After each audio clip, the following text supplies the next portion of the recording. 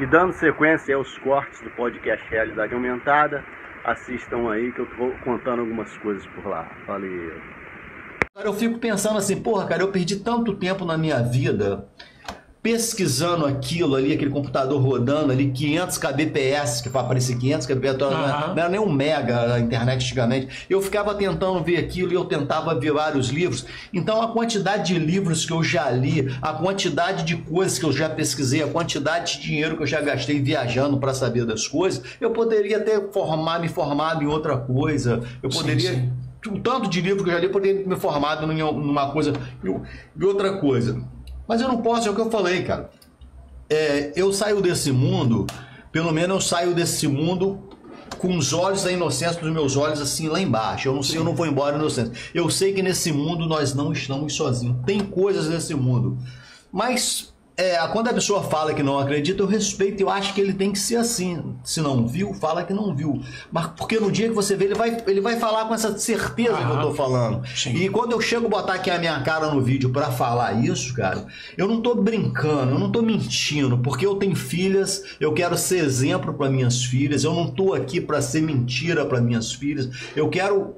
A minha vida é baseada em verdade. Então, é isso que eu quero da minha vida, verdade. Então, o que eu tô falando é verdade. Se a pessoa falar assim, eu não acredito no que esse cara tá falando, porque eu já fui acusado disso, sim, mas não me afeta isso, entendeu? Quando o cara fala assim... Você acredita se quiser. Sabe por quê, Daniel? Porque o que importa pra mim hoje é se as minhas filhas acreditam em mim, se a minha família acredita em mim, se meus irmãos acreditam em mim, se minha mãe acredita em mim, é o que importa, e eles acreditam. Sim. Porque eu não tô mentindo. Agora o restante, eu não tô nem preocupado. Não, mas não se preocupa com isso não, cara. Eu fiz o canal Relatos Inexplicáveis, que eu falo sobre ufologia, falo sobre contatos sobrenaturais e tal. E, tipo, é feito para pessoas que acreditam e que não acreditam. Claro. Só que, assim, eu fiz para ser... Não para ser um canal de verdade, mas para ser um compilado, um acervo de histórias de amigos de amigos que já tiveram avistamentos e cacete A4, entendeu? E como a gente já conversou... A gente tem uma série de amigos que já tiveram contatos. Na Serra da Beleza, quando eu fui lá, eu não tive nenhum avistamento lá no dia. Mas no dia seguinte, tu me mandou uma foto de uma bola prateada parada no céu de dia, que eu vi com o pessoal parado no, numa restaurante que tem na beira de estrada. Sim. A gente parou pra comer. Eu soube. Você parou naquele restaurante. Foi você, Lilian Santos, uma menina morena. Isso, Vinícius Pacheco, aí você estava naquele posto e vocês viram, eu soube dessa paradinho, história. Cara, paradinho. Eu vi. Ele parecia uma bola de metal. Vocês viram um objeto lá, sabendo? Exatamente. Você conseguia ver que ele era metálico porque ele refletia a luz do céu, do sol, né? E tava parado, ficou parado. Ele era do tamanho de uma estrela. Você virou um louco também, cara, na percepção da galera. Mas eu sempre gostei, eu nunca desacreditei. E eu queria complementar o que eu tô falando de São Fidélis, o primeiro avistamento que eu vi em São Fidélis. O que aconteceu? Em 1980 foi o meu primeiro avistamento na Praça de São Fidélis. Um dia eu fui convidado para fazer uma live num canal de um amigo que chama-se Rodrigo Cunha, Praia de Atafona, e ele sabia que o meu primeiro avistamento tinha sido lá em São Fidélis. Aí durante a live ele virou e falou assim: Riba, eu tenho uma surpresa para você. O seu primeiro avistamento foi em São Fidélis, não foi? Eu falei, foi. Ele falou assim: você sabia que tem um livro lá que um pesquisador de fenômenos insólitos, um parapsicólogo, bacharel em Direito, ele fez um livro e foi com a equipe lá, escreveu um livro, e ele teve avistamento lá, a nave esteve em cima da equipe dele e teve contato telepático. Um senhor foi abduzido, falei, em Colônia, em São Fidélis, ele pegou o livro e me mostrou. Então, o que eu vi em 19... É esse aqui? Deixa eu mostrar pra galera. O Vanderlei Pena, ele era um cara... Isso. Aí. Esse, só pra deixar bem claro, esse disco voador é lindo, é esse que eu quero tatuar. Esse disco esse modelo de disco é ótimo. É tipo um Jetta. Isso. É tipo o Jetta dos OVNIs. Então esse livro, quem escreveu foi o Vanderlei Pena, que é um bacharel em Direito parapsicólogo. E ele era um cara que ele andava com aquela galera antenada, ele andava com a matriarca da ufologia, Irene Granck, ele andava com Silvio Lago. Então ele tinha informações antecipadas. Então quando eu vi essa nave aqui em 1980, o Vanderlei Pena já estava dentro de São Fidélis e Colônia com uma equipe pesquisando. O nome desse livro aqui, que o Daniel mostrou para vocês, chama-se Projeto Ônix, Os Misteriosos UFOs de Colônia, 4º Distrito de São Fidélis. Então, eu vi essa primeira nave em São Fidélis, tenho provas no jornal Folha da Manhã de Campo dos Goytacazes, que ainda escreveram um livro, cara. Isso aqui, cara, foi assim... Cara, Mostra a capa pra gente tirar uma foto legal aí. Então... Faz uma foto legal assim, ó. Então, cara, o Vanderlei Pena. Então, é uma história que eu quero... se der oportunidade, eu vou te contar que esses caras tiveram contato lá em São Fidélis com uma nave. A nave teve em cima deles. É uma história que eu vou te contar. Como é que foi? Como é que rolou isso aí? Você quer que conte isso? Vamos o meu segundo avistamento. Ah, tá. Não, você que sabe. Não, aí o que daqui a pouco eu vou chegar aqui nesse livro aqui, nessa história, que teve um contato telepático aqui. Essa história é muito interessante, cara. Inclusive, uma das melhores fotos da ufologia foi feita em São Fidélis por um amigo meu, que é um advogado da cidade, foi feito pelo filho dele, pessoa da minha confiança, que eu trouxe para vocês darem uma olhada. Só que quando você vê essas coisas, ô Daniel, a primeira vez, a tendência é você ver outras vezes. Sim. Só que comigo o negócio foi apertando, foi aparecendo mais coisas a ponto de me causar um trauma. Como assim? Me trouxe traumas isso. É o que eu falei. Eu não posso culpar quem me deu oportunidade de ter visto isso. Eu não queria ter visto, mas eu vi, eu não posso culpar. Eu sou empresário da banda Dr. Silvano e Companhia, uma banda dos anos 80. Sim, bem conhecida. Então, a gente roda por aí, faz shows e tal. E o Maurício Melo, baterista, é um cara muito espiritualizado. Ele é um cara que... Ele me abriu muito a minha cabeça sobre essas coisas. Uma vez eu falei que eu fiquei traumatizado, eu vi um ser loiro na estrada. Se quiser, pode até botar foto parecido com o que eu vi. Sim. Aí já foi o segundo avistamento. Eu morava em São Fidélis, e a minha mãe morava em São Fidélis e o meu pai morava no Rio. Eles eram separados. Cada um tinha a sua família. E eu vim morar com meu pai no Rio. O meu pai, ele tinha ele comprava e vendia terrenos. Ele gostava de comprar sítio, desmembrar, fazer terrenos e vender. E um amigo dele tinha um sítio lá em Paraty, que ofereceu o sítio para ele em Paraty. Então ele foi lá para comprar esse sítio em Paraty. E meu pai sempre gostou de Kombi. Eu fui criado dentro de Kombi. E meu pai ele gostava de viajar à noite. Aí eu lembro que na Kombi, nós fomos de Kombi para ver o sítio durante o dia em Paraty. Aí foi eu, o meu pai, o meu tio Antônio, um amigo do meu pai que chama-se Araildo, o meu tio Antônio e meu irmão Abrão. 6 pessoas na Kombi. Quando deu 10 horas da noite, o meu pai falou, vamos embora. Eu falei, vamos lá. Todo mundo entrou na Kombi e eu sentei naquele segundo banco de trás ali perto da janelinha. E as Kombis antigamente tinham uma janelinha que você abria e botava a cabeça para fora. E nós estávamos voltando para o Rio de Janeiro, 10 horas da noite. Quando chegou perto da usina nuclear de Angra dos Reis, e esses objetos, quero fazer essa ressalva, esses objetos, eles gostam de estar perto de locais de usina nuclear, locais de eletricidade, assim. Sim, geradores de energia. Geradores de energia. Então, esses objetos, é comum esses objetos aparecerem perto desses locais de energia, principalmente energia nuclear. Só que naquela época, isso foi em 1984, que é quando o primeiro foi em 1980, o segundo avistamento foi em 1984. O ano que eu nasci. Só que em 84, eu não sabia que esses objetos gostavam de estar perto de local que tem energia nuclear. Hoje que eu estou sabendo, depois que apareceu na internet, né? Naquela época eu não sabia. Aí meu pai estava vindo com a Kombi assim, meu pai estava indo em direção ao Rio, e o ser estava indo em direção ao rio, andando no acostamento. Então o farol bateu nas costas dele. O que eu vi? Eu vi um cara com cabelo lisinho, loiro até na cintura. Ele usava uma capa branca e uma calça branca de judô. Você imagine, ele andava gingando. Ele gingava, ele não andava normal. E quando meu pai, quando o farol bateu nas costas dele, o meu pai apertou assim aquele farol alto, né? Farol alto, ele jogou o farol alto nas costas dele. O ser, ele não olhou, ele não virou para trás para olhar esse ser. E o que me chamou a atenção naquela época é que hoje, até hoje, eu vejo, naquela época quase as mulheres não pintavam muito cabelo. Sim. Até hoje eu não vejo um cabelo cor de ouro. A cor do cabelo do cara era cor de ouro. Era um cabelo lisinho até a cintura, muito, muito liso, cor de ouro. E aquilo me chamou a atenção, aquela cor de cabelo. E a capa branca, calça de judô, o cara andando na madrugada, 10 e pouca da noite ali.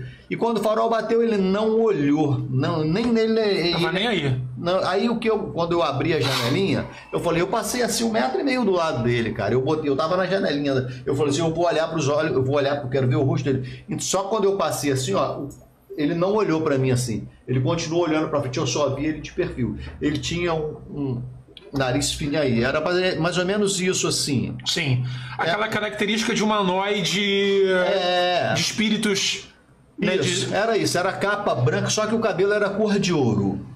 E o nariz fininho, mais ou menos nessa idade, assim, 30 e poucos anos. Sim. Ele devia ter assim 1,80 m. Ele não olhou em nenhum momento, ele olhou para a Kombi. Naquela época, era na Rio Santos, em 1984, quase não tinha carro na Rio Santos durante a semana. Um carro lá, outro aqui, um lá. Sexta-feira, era sexta-feira, se eu não me engano. Porque era... Aí, pô, ele não olhou, cara. Aí quando passou por ele, aí quando eu olhei assim de lado, quando eu olhei assim, cara, ele virou a capa assim, se ajoelhou com um joelho, só jogou a capa assim e ficou ajoelhado com a capa em cima dele. Aí eu olhei para trás assim, eu vi uma luzinha vermelha assim, circulando por cima dele. Aí o meu pai virou e falou assim, Antônio, vamos embora, vamos acelerar. Antônio era o meu tio, o irmão do meu pai que estava do lado dele. Antônio, vamos embora que isso é coisa ruim, eu tô todo arrepiado. Aí eu conversando com o Maurício Melo, baterista do Dr. Silvana, que eu falo que ele é um cara espiritualizado, eu uma vez falei, pô Maurício, nós fomos fazer um show lá num clube em Angra dos Reis, eu esqueci o nome, GDV, acho que é o nome do clube, é isso. Nós fomos fazer um show lá, e quando nós estávamos em Angra dos Reis, na pousada, me veio à cabeça aquilo, eu falei, pô Maurício, uma vez nós viemos aqui, então eu vi um ser do mal aqui na usina, aqui na Rio Santo, um ser de capa branca. Aí Maurício falou assim pra mim, ser do mal, ele te fez mal? Falei, não. Ele falou, então você não pode falar que é do mal. Ele não te fez mal? Faz sentido. Faz sentido. Então ele não te fez mal, você não pode falar que é do mal. Aí aquilo me acordou. Então hoje eu não falo mais. Por que eu falei que eu vi um ser do mal? Porque eu fui criado, Daniel, talvez você não. Eu fui criado numa época que a loira do banheiro. Eu tinha medo de ir no banheiro da escola, que as pessoas falavam que aparecia. Eu achei a loira na estrada do caminhoneiro, eu pensei que aquilo ali fosse assombração na beira da estrada. Sim. Hoje eu sei que não era. O que eu vi era um ser materializado, como eu e você. Só que era cabelo loiro e capa branca. Então, depois daquele dia, é isso que começou a me trazer trauma. Depois desse dia aqui, eu passei a ter medo de dormir sozinho. Eu vim morar no Rio. O meu pai tinha a família dele, a minha mãe morava em São Fidélis. Eu e meu irmão sozinho numa casa. E às vezes o meu tio morava lá. Sim. O meu irmão mais velho saía para baile, meu tio saía, eu ficava sozinha na casa. Quem disse que eu dormia sozinho? Eu ficava na rua, ficava na porta, eu ficava na esquina lá. Podia estar chovendo, eu ficava na esquina. Eu ficava no primeiro barzinho que tivesse até o dia. Eu ficava vendo aqueles caras jogando sinuca, um troço chato pra cacete. Eu ficava vendo os caras jogar sinuca até o bar. Até com medo de ir pra casa, cara. Caraca. Aí, cara, o que aconteceu? Isso aí já me trouxe esse trauma. Que eu te falo que eu não gostaria. Aí a terceira vez já piorou o negócio. Aí já piorou a história. O que houve? Aí aconteceu dentro do meu quarto. Aí é uma coisa que eu procuro resposta, porque eu fui criado na Igreja Batista, eu não entendo desse lado espiritual, eu nunca procurei saber, eu não sei se isso foi ufológico, eu não sei se é espiritual. Eu acredito em 3 mundos. Eu acredito no mundo encantado, dos gnomos e fadas, eu acredito no mundo espiritual e acredito no mundo ufológico. Sim. Eu já vi coisas no mundo ufológico, muito no mundo ufológico, no mundo espiritual eu tenho dúvida se foi ou se não foi, mas eu não sei o que é. Vou te falar o que eu vi. Eu morava sozinho, Isso que eu ia te perguntar. Às vezes você tem uma mediunidade que não sabe. Eu tenho medo, eu não gosto dessa parada de fantasma, nada disso. Então não adianta vir com esse papo que eu não vou entrar nesse lance. Fala isso pro rapaz que tá atrás de você. Tem um medo. Fala, pô, cara, você vê essas coisas, vocês. Não adianta nem falar, não vou entrar nessa praia. Entendi. Não, beleza, mas o que foi? Aí qual foi a terceira parada que você viu no teu quarto? Então, eu lembro que era época de festa junina. Era junho, julho, tinha festa junina nas ruas, e eu tinha uma moto XLX 250, aquela tipo Clois. Sim. onde eu tinha aquela moto. Então eu lembro que eu estava voltando numa festa junina, 2h pouca da manhã, eu lembro que tinha neblina na rua, era inverno. Sim. E o meu irmão não estava morando mais comigo, meu tio estava lá para Cabo Frio, eu morava sozinho numa casa pequena. E a minha sorte, cara, que... Não vou antecipar, não. Aí eu cheguei, encostei a moto e como eu fui criado em banca de jornais, eu sempre tive o hábito de deitar, ligar a luz, boto o rádio FM para tocar ali uma música baixinho, com a luz ligada, e começo a ler um livro. Aí o sono bate, eu fecho o livro e durmo com o rádio ligado e com a luz ligada. Sempre foi assim. Tenho o hábito de ler assim antes de dormir. Aí foi assim nessa noite. Cheguei, encostei a moto, peguei o livro, comecei a ler assim um livro. Aí aquele livro, cara, começou a me incomodar. Tudo estava diferente aquela noite. Assim, não tinha vento, aquele silêncio, a coisa, tudo estava diferente aquela noite. Aí o livro começou a me incomodar, eu encostei o livro aqui, cara. Fechei o livro. Aí eu era uma bicama, que meu irmão dormia em cima, eu dormia embaixo. Aí eu virava para cá, não conseguia, virava para lá. Aí a claridade da lâmpada estava pegando nos meus olhos. Aí eu cheguei pro canto da bicama assim para me proteger um pouco daquela luz. Tava me incomodando e nunca me incomodou, cara. Mas naquele dia tava tudo me incomodando. Aí eu comecei a fazer assim, ó. Tava me incomodando aquela claridade. Falei, pô, parei de ler, vou desligar a luz. Fui lá, desliguei a luz também. Voltei e tentei dormir. O som do rádio ainda tava ligado. Só que naquela noite o som do rádio também me incomodou, cara. Aí eu falei, pô, esse som tá chato, vou desligar. Desliguei o rádio. Quarto escuro, sem luz, sem nada. Quando eu voltei, eu deitei assim de bruço. Mal deitei, mal virei assim, comecei a dormir um sonho muito leve, sonhando acordado, vamos dizer assim. Quando eu falo sonhando acordado, um sonho muito leve. Eu deitei e comecei a sonhar. O que eu comecei a sonhar? Aí eu estava em 1991. O meu pai faleceu em 1990. E eu comecei, tinha um ano que meu pai tinha falecido, eu comecei a sonhar, eu sonhei que uma menina me chamava no portão. Aí eu estava sonhando que uma menina me chamou no portão. Riba, Riba. Aí eu falei, pô, vou lá. Aí meu pai apareceu no sonho e falou assim, Riba, não atende que é menina da noite. Se você atender, vai te fazer mal. Aí ele falou e saiu. E eu desobedeci meu pai, ô Daniel. Eu atendi. Quando eu falo eu atendi, ela estava me chamando lá no portão. Ela não tinha entrado no meu sonho. Quando eu abri a cortina da janela, assim, eu dei abertura para ela entrar. Ela abriu o portão e veio entrando. Quando ela chegou próximo a mim, assim, eu estava sonhando, quando ela chegou perto de mim, assim, no sonho, parecia que tinha uma eletricidade, assim, uma energia nela que eu fiz assim, com um imã. Quando nós éramos pequenos, nós pegávamos um imã e colava. Aí quando você virava o contrário, ele repelia. Aquela energia que repelia ali foi aquilo que eu senti. Aí quando aquela energia veio em cima de mim assim, cara, eu fechei a cortina na cara, ou a janela na cara dela. Quando eu fechei a cortina na cara dela, ela não gostou. Percebi que ela não gostou daquilo ali. Cara, só que quando ela não gostou, eu acordei assim. Quando eu acordei, cara, aí eu já tava com os olhos abertos. Eu abri os olhos, o que eu vi?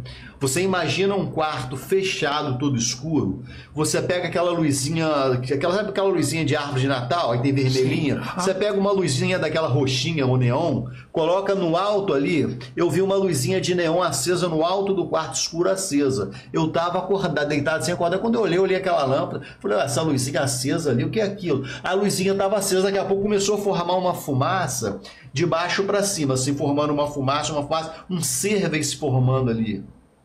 Em torno assim de 1,80 m, 2 metros de altura, veio se formando assim. Aí quando o ser, eu olhando, quando o ser se formou, eu vi que era um ser assim como, parecia um muçulmano, assim com um turbante, assim com lençol aqui na cabeça. Só que a cabeça dele tava de lado assim, ó, e a aba do lençol caída aqui assim. Uma aba de lençol caída aqui assim, e ele com a cabeça virado para cá. Aí daqui a pouco, quando eu vi aquela fumacinha que estava formando parou de se movimentar, ficou aquilo estático ali, eu vi que era um ser que estava ali dentro do meu quarto. Eu levantei da cama, fiquei de frente para ele, assim, uns 2 metros de distância. Aí eu fiquei olhando aquilo parado, aquilo se mexeu, velho. O ser tava com a cabeça aqui assim, ele pegou a aba do lençol que tava aqui e jogou pra cá assim, ó. Só que a aba do lençol vem em câmera lenta assim, ó, colou aqui. Aí quando eu vi aquilo se mexendo, ele fez uma cabeça assim, ó. Porra, bicho. Puta que... Cara, você não tem noção, cara. Se cagou inteiro, Cara, molhou a cueca toda. Daniel, quando aquilo se mexeu assim, eu fiz assim. Só que ele acabou de se mexer, da mesma forma que ele veio se montando de baixo para cima em fumaça, ele veio se desmontando, ele veio apagando. Aí eu tô vendo aquilo desmontando uma fumaça, aí quando chegou assim, ele desmontou. Aí ficou aquela luzinha, a luz apagou. Quando aquela luzinha neon apagou, ficou tudo escuro, cara, eu fiquei tão nervoso que eu não sabia onde era o interruptor para ligar a lâmpada. Eu não sabia. Ficou em choque, né? Não sabia. Cara, eu falei, aí eu tentei achar a chave, eu não sabia onde estava a chave, eu não sabia onde estava o interruptor. Isso você estava sozinho em casa? Sozinho, Puta que eu morava pariu. sozinho, meu irmão tinha... Eu já tinha me cagado todo na fralda. Aí sabe o que aconteceu esse trauma comigo? A minha sorte, que a minha casa, a minha janela naquela época, era daquela... A janela era daquelas antigas, assim, que abria assim, duas bandas. Sim. Cara, eu lembro que eu abri aquela janelinha ali, aquilo, eu pulei a janela, eu saí correndo lá pra rua, gritando, desesperado. Esse trauma foi tão grande na minha vida, que se você for na minha casa hoje... Todas as janelas da minha casa tem grade, mas a janela do meu quarto não tem grade. Rota de fuga. Rota de fuga. Toda casa que eu moro, mas eu acho isso legal, cara. É, lógico, sabe claro. Não é só por causa de fantasma, não. Pega fogo lá, começa a se acidentar. A casa tá fechada, como é que você vai sair, cara?